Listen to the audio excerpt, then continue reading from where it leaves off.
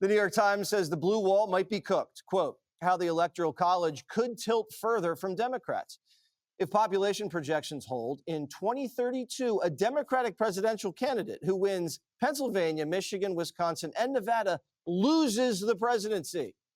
And the Obama squad says there's never been a worse time to be a Democrat.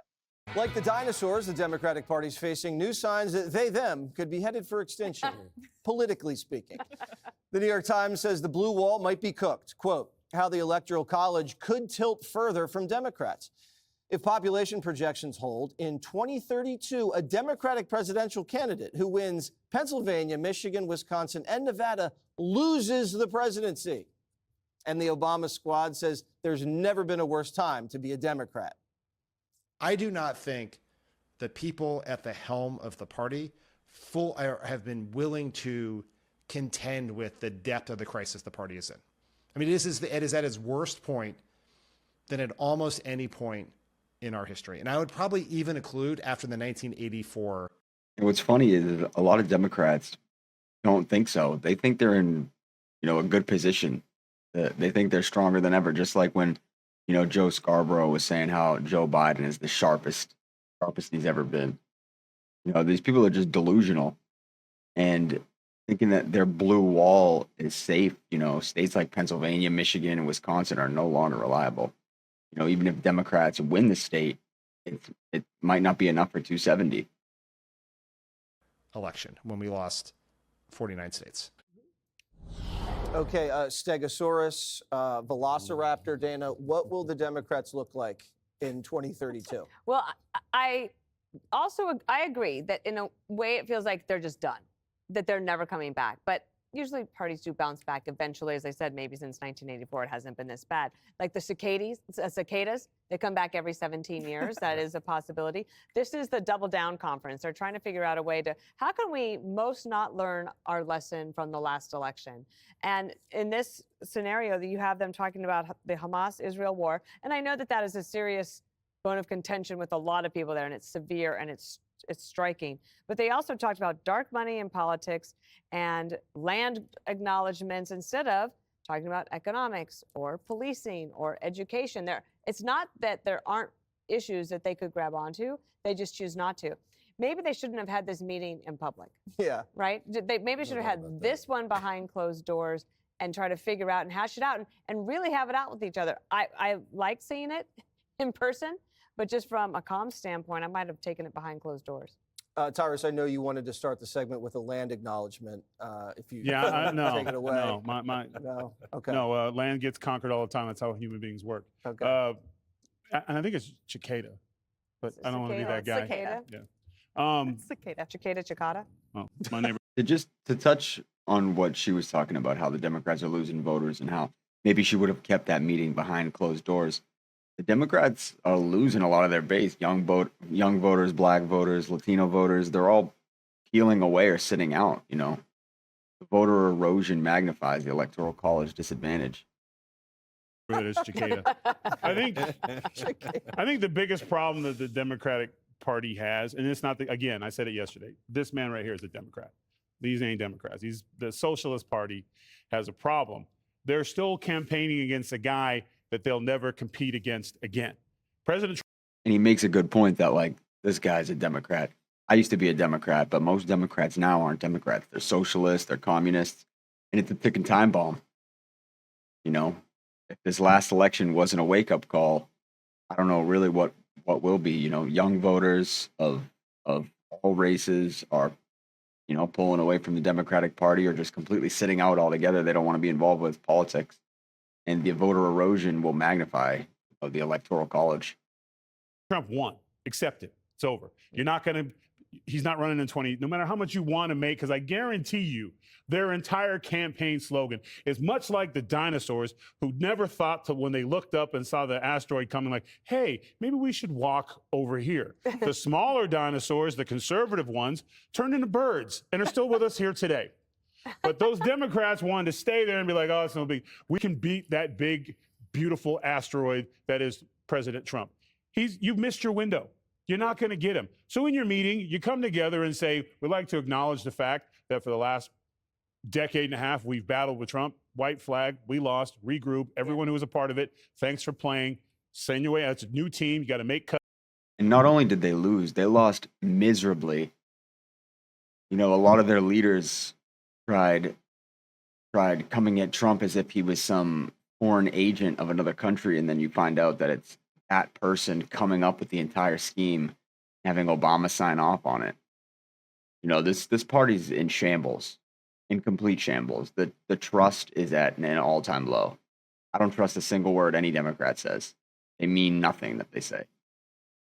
We're going to start things over from scratch. I just can't and that's believe the that- only way you do it. Otherwise, you go the way of the dodo. I didn't know the smart dinosaurs transitioned into birds. Yes. That's the first time I'm hearing You about just that. went to the museum with Jesse Jr. But you know that chickens Yeah, are I just saw the dinosaurs. skeletons. I didn't Yeah, read if you the play little around with insignias. it in a scientific lab, if you play around with a chicken's embryo, you can Yeah. reproduce a raptor-like individual. Okay, another person that knows more about science than I do. Katie, explain to me is it the shift in population? Is it everybody's moving to Florida and Yeah. Texas? Well, that helps too, and it does not help Democrats with their redistricting.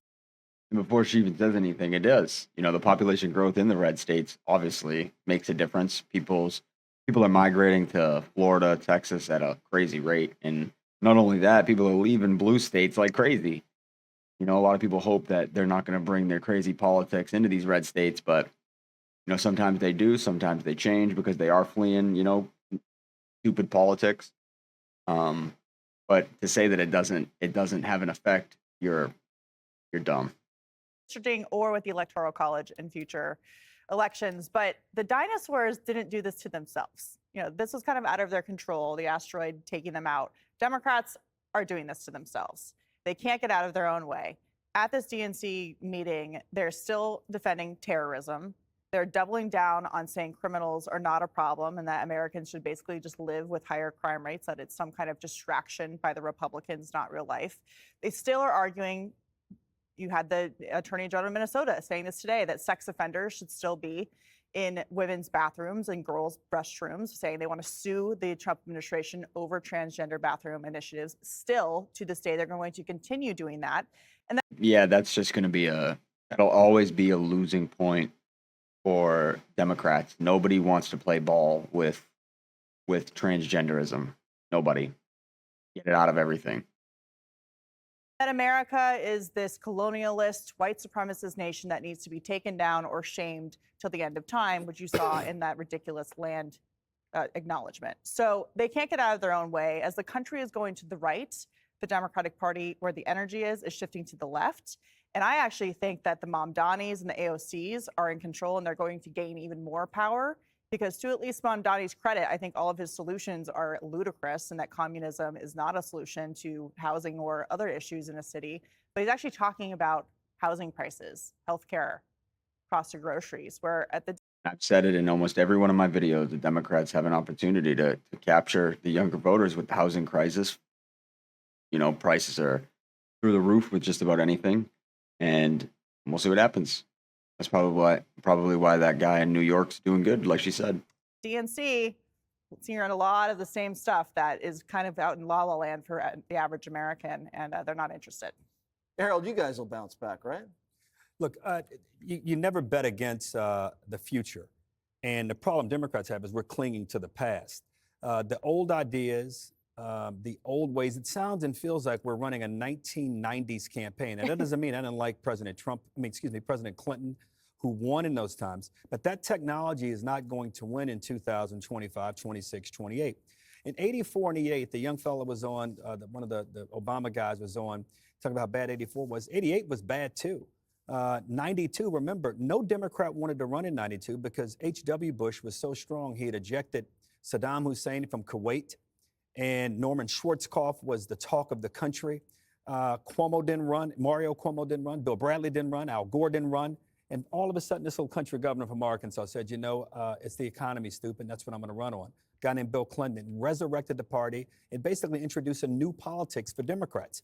In 2000, I would argue W. Bush was also a mini transformational figure. His line was, we are compassionate conservatives. And he changed and upended the way people thought about conservative politics. And Obama comes along in 08, then the granddaddy of them all, 2016, Donald Trump.